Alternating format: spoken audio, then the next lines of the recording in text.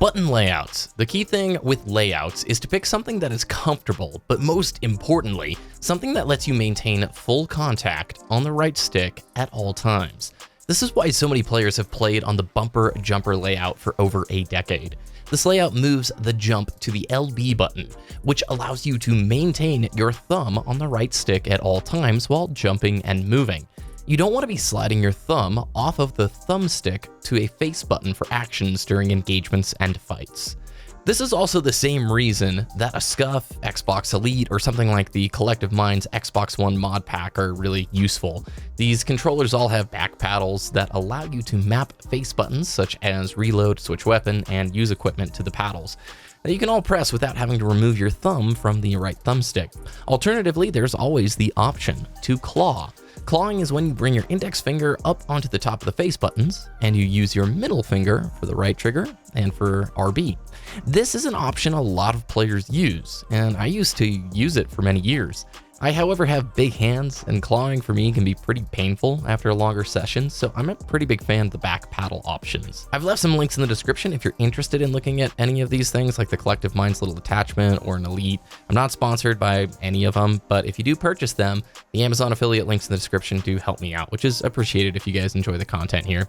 I recommend turning on hold to crouch. This will allow you to Gandhi hop and crouch strafe in gunfights. We'll talk about that in a second. The default setting is turned off, I think, which I don't really recommend.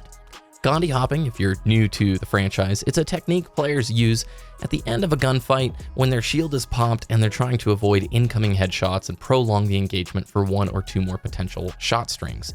When you jump in the air and spam crouch, your player's head model will shift up and down slightly. Now, this is not a whole lot of movement, honestly, and it won't get you out of many situations, but every once in a while, this desperation technique can save you in a gunfight, and it's worth practicing and using occasionally. Not all the time, but in very certain situations, and that's why you want to have that hold to crouch on. Similarly, during gunfights, especially in this game where the strafe speed is incredibly high, throwing a crouch into your strafe or multiple crouches can be useful. This is not to be overdone, however. I see a lot of new players jiggle strafing and spamming crouch way too often.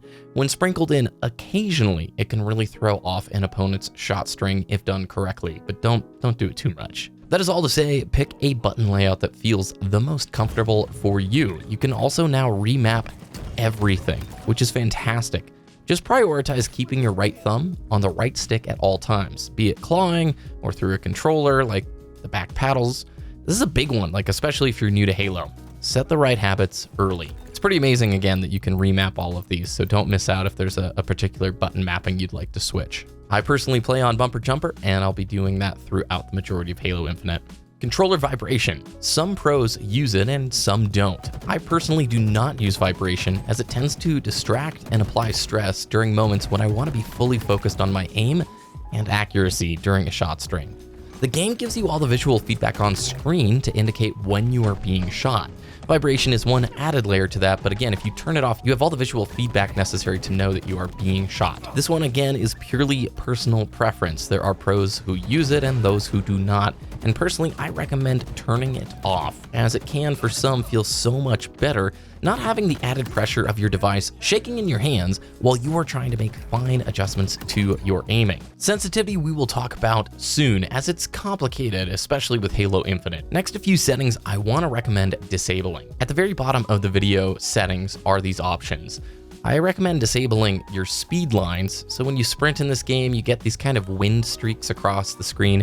I find them to be a little bit distracting. If you like them, great, but I think it's just added visual feedback that takes away from your potential to spot an opponent or potentially see somebody flanking. The other two I recommend turning down would be blur. And again, this is a personal preference if you're purely going performance, right? These are things that are very cinematic, where during explosions and sprinting and equipment use, you get this cool blur on the screen. But once again, if you're trying to be fully competitive, that doesn't really aid you. And then the screen shake element. So when there, again, explosions, equipment use, or the big cinematic moments, the screen will shake.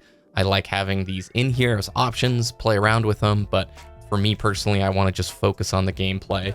If we're going to be doing something cinematic or really cool, turn it back on. But for the most part, like if I'm just playing 4v4 or ranked, I want this stuff off. For your field of view, you can adjust this according to your preferences. I personally play on an FOV of 103 on just about every FPS that I play. A higher FOV will let you see a greater range of peripheral vision on the screen at one time. However, though, it can give a somewhat spherical look if taken too far, kind of that old school skate video fisheye effect. A tight FOV may make objects or enemies at a longer distance look or appear a bit closer, while a super wide FOV can make those targets look kind of tiny. I found that for me, 103 is what I am used to and comfortable with.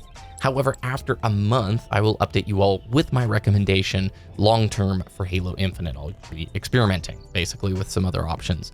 I will say it's worth expanding from the default FOV in my opinion, regardless of your platform. Once again, experiment and find what suits you. So now the big one, sensitivity. Aiming in Halo Infinite feels a bit different from that of any previous Halo title. During the flights, this was a primary feedback point the community raised, and while the multiplayer beta of Halo Infinite does feel a bit different, maybe a little better, it still is going to take a lot of time in testing to land on the optimal settings. I will start by saying the same thing I've said for years with every Halo release. There is no such thing as the one and only best sensitivity for everyone. Everybody is different. Everyone has slightly different playstyles and preferences. You have to spend the time finding the sensitivity that is right for you. During the flights, there were many players using a look acceleration of 5 and the look sensitivity of 6. I played on this, and while it did feel more comfortable than default, it tended to be a bit too fast for my liking, my personal playstyle. I do think increasing the look acceleration is something that most players should try right off the bat. And then again, also one more little thing here, an explanation of the dead zones. Essentially, the dead zones give you more responsiveness from your sticks, assuming that your sticks aren't super old or wobbly or worn out. A lower number will give you more responsiveness to your initial movements when we're talking about the center and the axial dead zone. A higher means you will need to apply more motion for the input to register. I lower my dead zones very slightly, but this setting is going to vary widely based around how you aim and again, how new or worn out your controller sticks are. It's a good place to experiment, but you need to start first with the look acceleration and the look sensitivity before you go deep diving a little bit further into the dead zones. I personally am playing on a sensitivity of 5, while I know that 6 will most likely be the most popular, and it probably is going to be where I land eventually. The look acceleration feels mighty slow in this game in comparison with the other Halo titles. So again, many players were and are using the max setting of 5 here. For me personally, I'm experimenting right now with 3 and just playing around. The community is going to need some solid playtime before I can make really detailed recommendations here. They definitely tweaked some things between the flight and the beta regarding aiming. As such, in time, I'll update you guys with my recommendations here after a few weeks of practice. A great recommendation if you're really interested right now, watch the pro streams, throw a question in the chat, see what they're liking and why. My biggest recommendation though, and this is a tip passed down for decades now for the controller FPS players, it's to pick a sense and stick with it, training that muscle memory and that instinct. Too often, inexperienced players will change their sensitivity after every game, which doesn't give them enough time to practice and learn instinctively the movements necessary to snap to and track their target. Set it and practice with it. Give it time.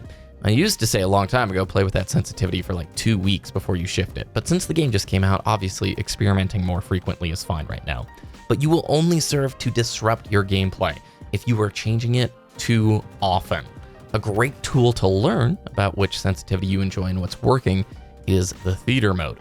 Go back, watch your games, and see if you are consistently or routinely snapping past a target or not turning enough. This is known as under aim and over aim. Consistently under aiming could indicate that maybe a higher sensitivity would help you land that initial snap to target. Vice versa, a lot of high sensitivity players who are new over aim dramatically.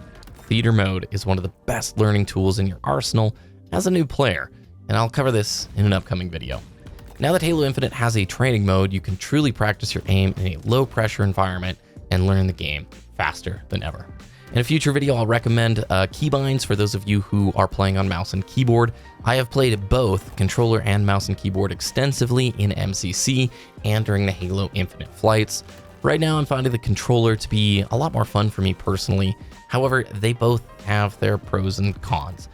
I think controller will likely be the better input option for Infinite, but again, this is so player dependent that you should use whatever input method you're most comfy with. After playing on both, I personally prefer the controller, but again, that's a conversation for a future video. I hope you all are enjoying Infinite. I'll be back with more tips later this week. Thank you so much for watching. If you found this helpful, please like the video, and if you're new and you enjoyed, please subscribe. Have a great day, and cheers.